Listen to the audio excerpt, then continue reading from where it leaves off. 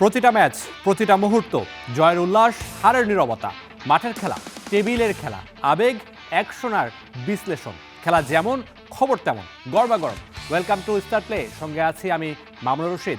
শুরুতেই শিরোনাম। শান্তর 101, মমিনুলের 91। মিরপুর টেস্টের প্রথম দিনটা টাইগারদের।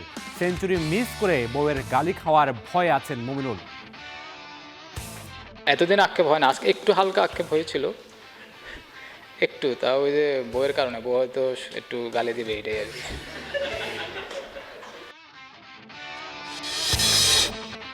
ইংল্যান্ডের কাউন্টি ক্রিকেট থেকে ডাক পেয়েছেন হাসান মাহমুদ। চোট থেকে ফিরলেও টাইগার স্কোয়াডে ফেরা হয়নি। বিপিএল এর মতো ডিপিএলও সেরা হতে চান।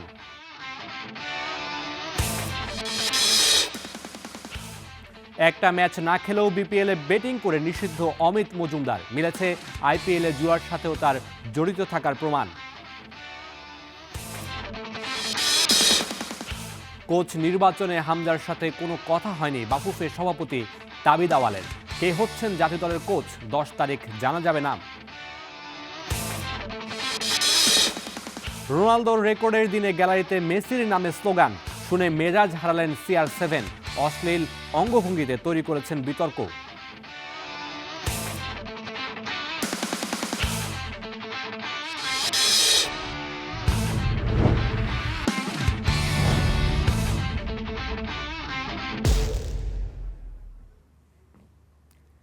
মিরপুর টেস্টে বড় সংগ্রহের পথ দেখিয়ে প্রথম দিন শেষ করেছে বাংলাদেশ। নাজমুল শান্তর সেঞ্চুরি আর মমিনুলের সেঞ্চুরির আক্ষেপের দিনে টাইগারদের সংগ্রহ 4 উইকেট হারিয়ে 301 রান। মুশফিকুর রহিম 48 আর 8 রানে অপরাজিত আছেন লিটন কুমার দাস। সবুজ উইকেটে দুর্দান্ত একদিন কাটিয়েছে বাংলাদেশ। নাজমুল শান্তর এই উদযাপন সেই বার্তাই তো দেয়। হাফ সেঞ্চুরি থেকে সেঞ্চুরির সংখ্যাটাই বেশি টেস্ট কাপ্তানের। এদিন দলের বিপদে নেমে হাল ধরেছেন, তুলে নিয়েছেন ক্যারিয়ারের 9ম সেঞ্চুরি। মাঠ ছেড়েছেন 101 রানে। সাদা পোশাকে যেমন ব্যাটিং দেখতে চায় দর্শকরা, সেই ব্যাটিংটাই দেখিয়েছেন শান্ত। 129 বলে সেঞ্চুরির পথে 12-4 আর 2 ছক্কা হাঁকিয়েছেন টেস্ট ক্যাপ্টেন।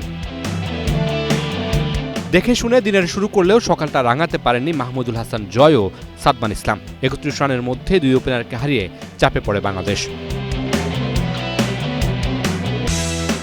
সেখান থেকে দলের হাল ধরেন নাজমুল শান্ত ও মুমিনুল হক। তৃতীয় উইকেটে দুজন মিলে গড়েন 170 রানের জুটি। সেঞ্চুরি তুলে শান্ত ফিরে গেলেও ক্যারিয়ারের 26তম হাফ সেঞ্চুরি তুলে সেঞ্চুরির পথেই হাঁটছিলেন মুমিনুল। কিন্তু কাটা পড়েন নার্ভাস 19-এ। এলবিডব্লিউর ফাঁদে পড়ে এই বাঁহাতি ব্যাটারের ইনিংস থামে 91 রানে। ফেরার আগে অবশ্য মুশফিকের সাথে গড়েন 75 রানের জুটি।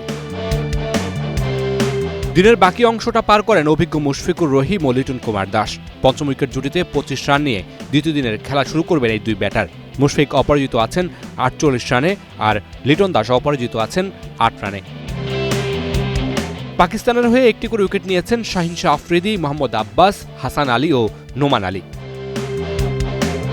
Mamunur Rashid, star play, Dhaka.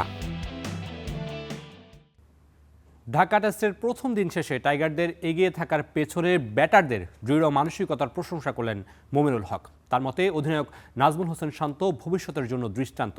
শান্তর এই শতকে বলছেন মিনির দেখা অন্যতম সেরা ইনিংস। নার্ভাস 90-এ আউট হওয়ার চাইতেও স্ত্রীর কাছে ধমক খাওয়ার ভয় মমিনুল হকের। দ্বিতীয় দিনের সকালকে বলছেন গুরুত্বপূর্ণ। 13 কি সত্যি আনলাকি? অন্তত মুমিনুলের ক্ষেত্রে তো তেমনটা বলাই যায়। 13 বছরের আন্তর্জাতিক ক্যারিয়ার। কানপুরে 2024 সালে পেয়েছিলেন টেস্টে 13তম শতকের দেখা। এরপর 11 টেস্টে 7টা 50, অথচ সেঞ্চুরির দেখা নেই। মিরপুরের হোম অফ ক্রিকেটে বাংলাদেশ পাকিস্তান প্রথম টেস্টের প্রথম দিনে বাংলাদেশের 301 রানের যেন সোনার ফ্রেমে বাধাই করে রাখা একটা দিন। তবে সেই সোনার মধ্যেও খাদ হয়ে রইল মুমিনুলের ক্যারিয়ারে প্রথমবারের মতো নার্ভাস 90-এ আউট। অবশ্য মিনি ভাবলে শিন কিছুটা মজার ছলেই বললেন, আউট হয় যতটা আক্ষেপ তার চাইতেও বেশি ভয় স্ত্রীর কাছ থেকে ক্যারিয়ারে প্রথমবারের মতো নার্ভাস 90-এ আউট হওয়ায় কটু কথা শোনায়। টার্গেট ছিল যে আপনার আর 1 ঘন্টা খেলা আছে, ওই 1 ঘন্টা খেলা নর্মাল ক্রিকেট খেললে হয়তো। আর ও ভালো বল করছিল, ঠিক আছে। হয়তো আমি এইভাবে আশা করছিলাম যেভাবে খেলার কথা ছিল ওইভাবে খেলতে পারিনি। বলটা হঠাৎ করে বল নিচু হয়ে গিয়েছে। এতদিন আক্ষেপ হয় না, আজকে একটু হালকা আক্ষেপ হয়েছিল, একটু। তা ওই যে বইয়ের কারণে, বউ হয়তো একটু গালি দিবে, এটাই আর কি। আসার পরে 2-3 মিনিট একটু খারাপ লাগছিল আর কি। পরে আর আমার কাছে মানে সত্যি কথা 100 হচ্ছে আমার কাছে ইম্পর্টেন্ট হলো ডেইলি রান করাটা, ডেইলি কন্ট্রিবিউশন করাটা ইম্পর্টেন্ট। টেস্ট কিংবা ওয়ানডে যেন স্বপ্নের সময় পার করছেন টাইগারদের সাদা পোশাকের কাপ্তান নাজমুল হোসেন শান্ত। তার ব্যাটে যেন ভরসা খুঁজে বাংলাদেশ। মুমিনুলও তার প্রেস কনফারেন্সের প্রায় পুরোটাই স্তুতি গাইলেন শান্তর। আউটস্ট্যান্ডিং ফর্মে আছে ও। আপনি যদি লাস্ট আপনার যে কয়টা ইনিংস যদি দেখেন, শ্রীলঙ্কার সাথে, তারপরে আয়ারল্যান্ডের সাথে, তো রিসেন্ট আবার নিউজিল্যান্ডের সাথে 100 মারলো, তাও আবার প্রেশারে ছিল অনেক, একটা 50 ওভার 100 মারলো, তারপর আজকেও আবার 100 মারলো। আজকে 100 মারলো, অনেক কন্ডিশন একটু ডিফিকাল্ট ছিল। আমি যখন প্রথম টেস্ট খেলা শুরু করি বাংলাদেশ টিমের হয়ে, তখন এরকম ওই নন স্ট্রাইকার আমি বেশি ব্যাটিং এনজয় করতাম। তাইম ভাই যখন ব্যাটিং করতেন, উনি নিউজিল্যান্ডে, অস্ট্রেলিয়া অনেক মানে এরকম খারাপ কম্পিটিশনেও ভালো ব্যাটিং করতো। তো আমার কাছে মনে হয় যে শান্ত মোটামুটি এরকম, যে আমার চোখে দেখা সামনাসামনি শান্ত, আমার চোখে দেখা one of the best innings শান্তর।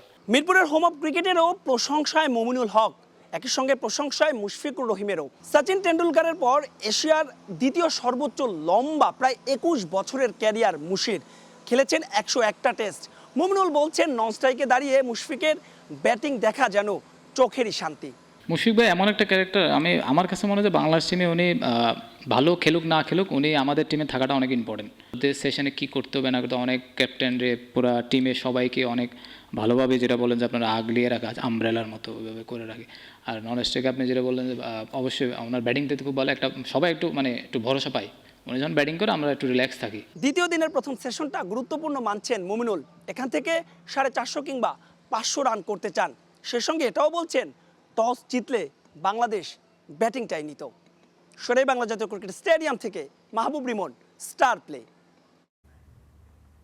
শান্তর দুঃসাহসী ব্যাটিং আর মুমিনুলের ঠান্ডা মাথার ইনিংস। প্রথম দিনের খেলা শেষে ভালো অবস্থানে বাংলাদেশ, তবে দিনটা পুরোপুরি রাঙাতে পারেননি মুমিনুল। অন্যদিকে সেঞ্চুরি করে আলো ছড়িয়েছেন শান্ত। রোহিত গিলদের পেছনে ফেলে অধিনায়ক হিসেবেও রানের দিক থেকে দ্বিতীয় স্থানে তিনি। স্লটে পাওয়া বলটায় জায়গায় দাঁড়িয়ে স্ট্রেইটে ছক্কা। 89 থেকে তখন 95-এ শান্ত। নার্ভাস 90-কে বুড়ো আঙুল দেখিয়ে দুটি সিঙ্গেলের পরেই কাভার ড্রাইভে 4। ক্যারিয়ারের নবম টেস্ট সেঞ্চুরি। শূন্যে লাফিয়ে ড্রেসিং রুমের দিকে ছুড়ে দিলেন চুমু।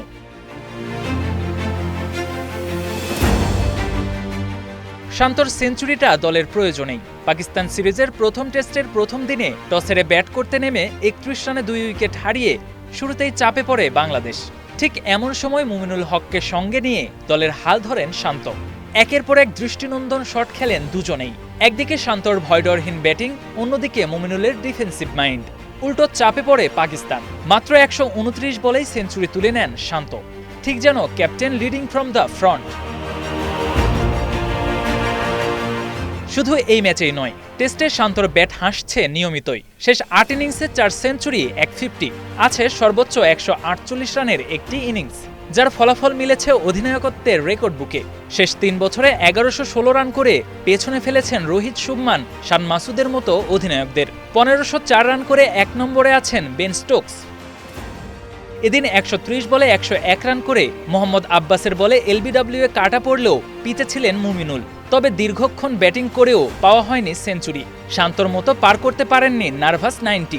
200 বলে 91 রান করে নোমান আলীর বলে লেগ বিফোরের ফাঁদে পড়েন এই বাঁহাতি ব্যাটার। তাই তো আক্ষেপের সুর সংবাদ সম্মেলনেও।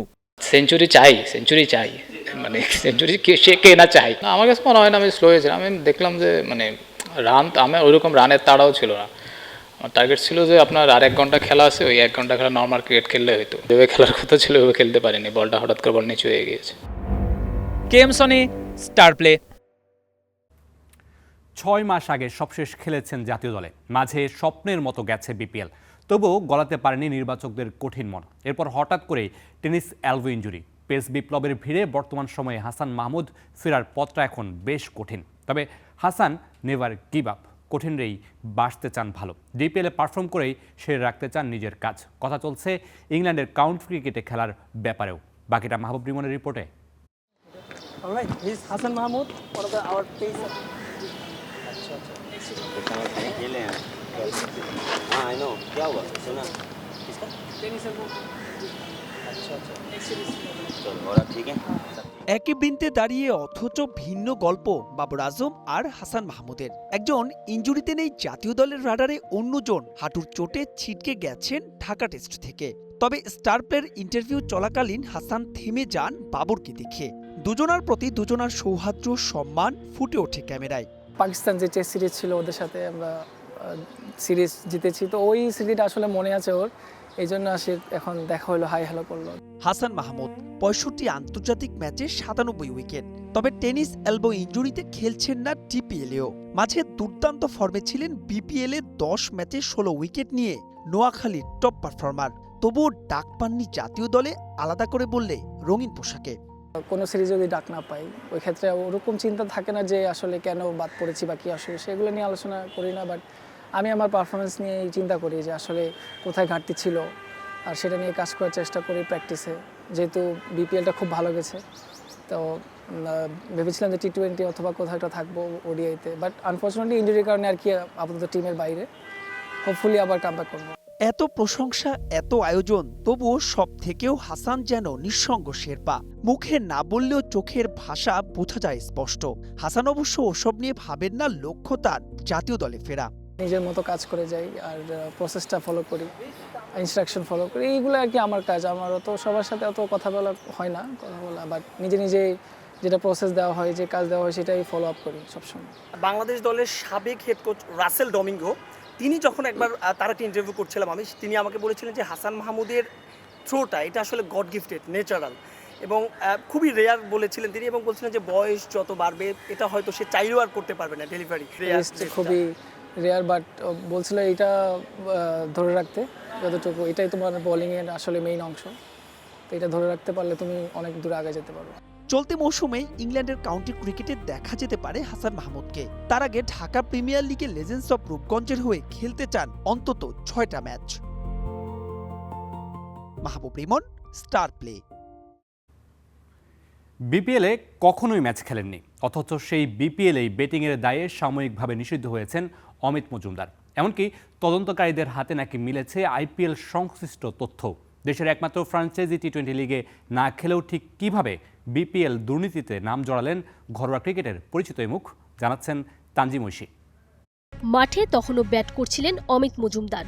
ঢাকা প্রিমিয়ার লিগে রূপগঞ্জ টাইগার্সের হয়ে গাজী গ্রুপ ক্রিকেটার্সের বিপক্ষে খেলছিলেন। তবে দিনের খেলা শেষ হওয়ার কয়েক ঘন্টার মধ্যেই বদলে যায় পুরো দৃশ্যপট। সন্ধ্যার পর বিসিবির এক প্রেস বিজ্ঞপ্তিতে আসে চাঞ্চল্যকর তথ্য। বিপিএলের দ্বাদশ আসরে দুর্নীতিমূলক কর্মকাণ্ডে অভিযুক্ত 4 জন সাময়িকভাবে নিষিদ্ধ, আর সেই তালিকায় আছে একমাত্র ক্রিকেটার অমিত মজুমদার। মূলত তার বিরুদ্ধে অভিযোগ ক্রিকেট ম্যাচের ফল, অগ্রগতি কিংবা অন্যান্য বিষয়ে বাজি ধরা, বাজি গ্রহণ এবং লে বেটিংয়ের সঙ্গে জড়িত থাকা। ক্রিকেটের ভাষায় লে বেটিং মানে কোনো দল বা খেলোয়াড় হারবে সেটার উপর বাজি ধরা। অর্থাৎ এই ক্রিকেটারের বিরুদ্ধে সরাসরি ম্যাচ ফিক্সিংয়ের অভিযোগ ওঠেনি, তবে এটাও ঠিক লে বেটিং থেকেই ম্যাচ ফিক্সিংয়ের বড় ঝুঁকি তৈরি হওয়ার সম্ভাবনা থাকে। তবে অদ্ভুত হলেও সত্য, বিপিএল বেটিংয়ে অভিযুক্ত অমিত নিজে কখনো বিপিএল খেলেননি। আরও অবাক করা বিষয়, তদন্ত সংশ্লিষ্ট সূত্র বলছে বিপিএল এর পাশাপাশি আইপিএলেও বেটিং সংশ্লিষ্ট তথ্য পেয়েছেন তদন্তকারীরা। ফ্র্যাঞ্চাইজি টি20 লিগে দুর্নীতির দায়ে অভিযুক্ত অমিতের অবশ্য ক্রিকেট ক্যারিয়ারে টি20 খেলার অভিজ্ঞতা একেবারেই কম, মাত্র 6টা ম্যাচ। 2008 সালে পেশাদার ক্যারিয়ার শুরু করা অমিত মূলত ফার্স্ট ক্লাস আর লিস্ট এ ক্রিকেটেরই পরিচিত মুখ। 2008 ও 10 অনূর্ধ্ব-19 বিশ্বকাপে খেলেছিলেন, শ্রীলঙ্কা আর জিম্বাবুয়ের বিপক্ষে করেছিলেন সেঞ্চুরিও। তবে আন্তর্জাতিক পর্যায়ে জায়গা করে নিতে পারেননি কখনোই।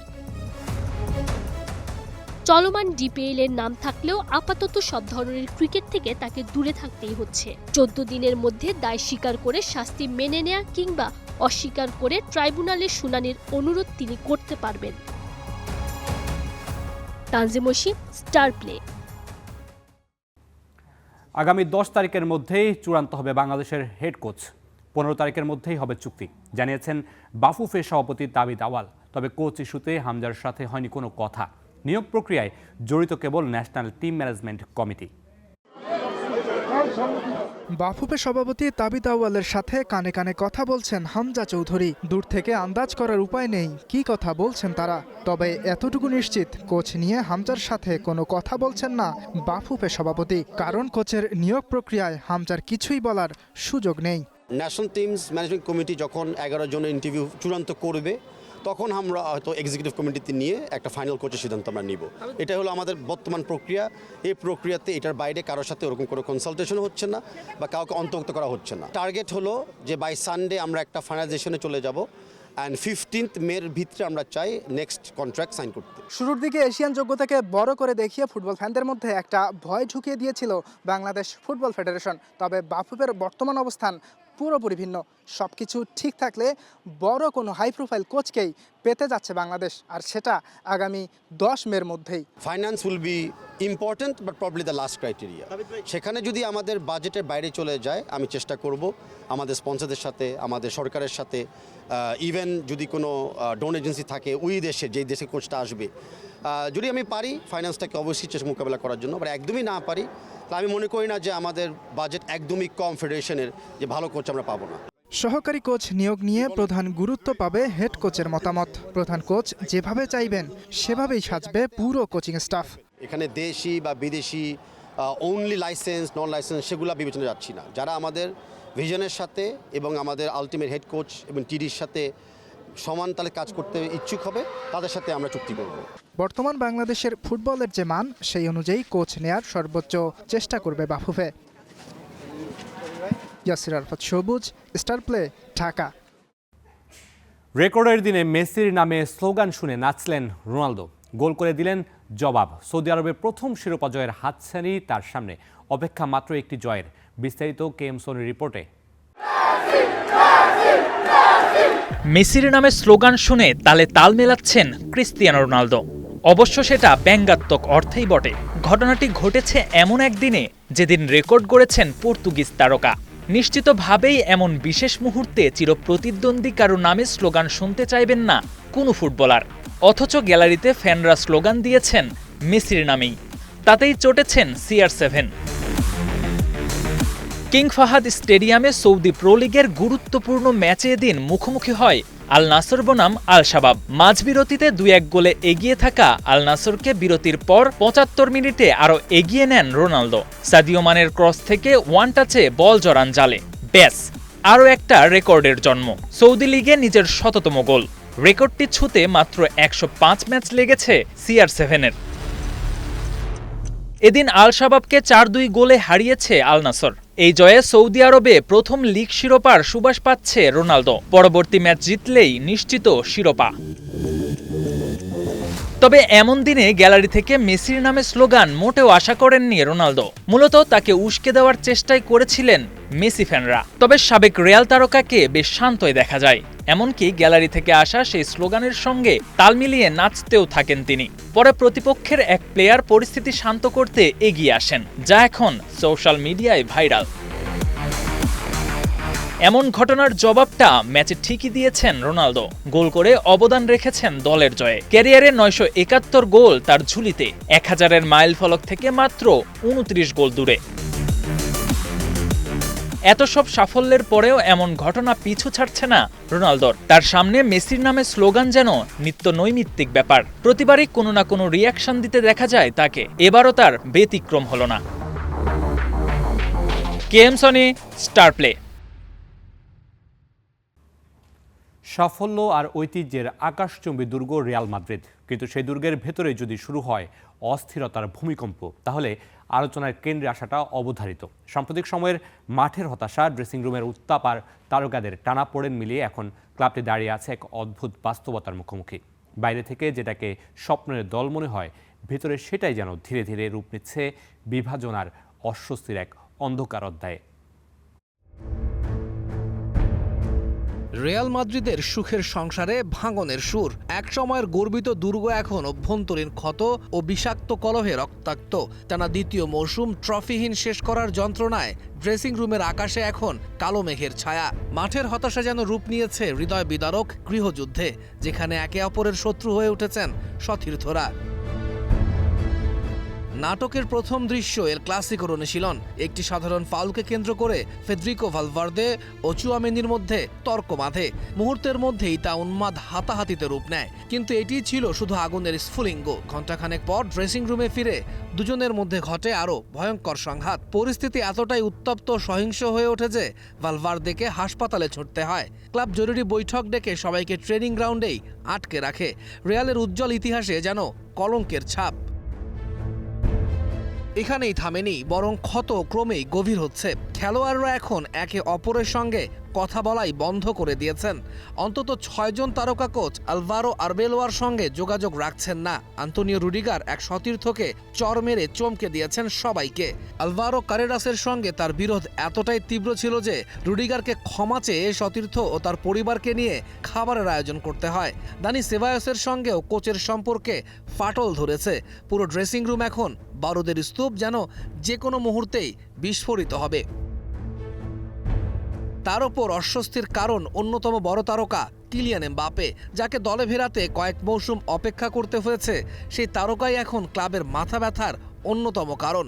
রিয়াল বেতিস ম্যাচের আগে অনুশীলনে অফসাইডের সিদ্ধান্তে কোচিং স্টাফের সদস্যদের ওপর মেজাজ হারিয়ে অপমানজনক ভাষায় গালাগালি করেন তিনি, অথচ কোনো শাস্তি হয়নি। চোট সারাতে মাদ্রিদে থাকার কথা থাকলেও এল ক্লাসিকোর আগে তিনি চলে যান ইতালির বিলাসবহুল ছুটিতে। এই আত্মকেন্দ্রিকতায় ড্রেসিং রুমের ফুটবলাররা গভীরভাবে ক্ষুব্ধ ও বিরক্ত। ক্লাবের অন্যতম সেরা পারফর্মার ভিনিসিয়াসের সাথেও কিলিয়ানের সম্পর্ক ঠেকেছে তলানিতে। পুরো দল এখন ভিনির পক্ষে, পরিসংখ্যানও বিপক্ষে দাঁড়িয়েছে এই ফরাসি তারকার। গত মার্চে তিনি যখন চোটের কারণে মাঠের বাইরে ছিলেন, টানা 5 ম্যাচে জয় পেয়েছিল লস ব্ল্যাঙ্কোরা, যেখানে ছিল ম্যানচেস্টার সিটির বিপক্ষে চ্যাম্পিয়ন্স লিগের 2টি জয়। অথচ এমবাপে ফেরার পর 6 ম্যাচের 5টিতেই জয়ের দেখা পায়নি আলভারো আরবেলোয়ার দল। এমনকি তিনি আসার পর কোনো বড় ট্রফিও ঘরে তুলতে পারেনি ঐতিহ্যবাহী ক্লাবটি। কোচ আরবেলোয়া আকারে ইঙ্গিতে স্পষ্ট করে দিয়েছেন, এমবাপের এই স্বভাব রিয়াল মাদ্রিদের ঐতিহ্যের সঙ্গে মানায় না। তার প্রতিনিধিরা অতিরঞ্জিত বললেও সমর্থকদের হৃদয়ে আর স্থান নেই এই ফরাসি তারকার। এমবাপে আউট স্লোগানে কিছু রিয়াল ভক্ত এই সপ্তাহের শুরুতেই একটি পিটিশন চালু করেছিল। এখন পর্যন্ত 3 কোটির বেশি মানুষ এই পিটিশনে সই করেছে, যা বর্তমান পরিস্থিতির একটা প্রতীকী চিত্রই বলা যায়। সব মিলিয়ে এখন রিয়ালের সুখের সংসারে বাজছে ভাঙনের সুর। তৌহিদুল ইসলাম, স্টার প্লে। আজকে খেলাও থামবে না, খবরও না। Stay tune.